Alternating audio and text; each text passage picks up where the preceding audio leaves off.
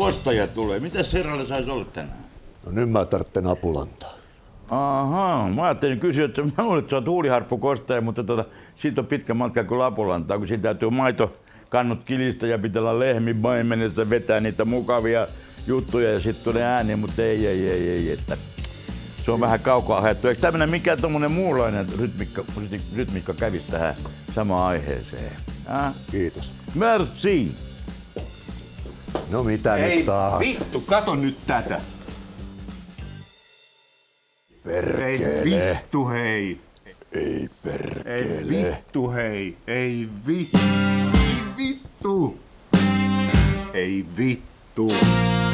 Tää mies tässä, Hurriganes-yhtyeinen, myllytti länsinaapuria 70- ja 80-luvuilla rikkomalla Abban ja muiden kyläpelimannien tekemiä yleisennätyksiä maan suurimmilla keikkamestoilla. Wow. Mä aion esitellä teille miehen, jolla totta vieköön on höpinää tötterössä ja tarinoita enemmän kuin Pierapentillä poroja.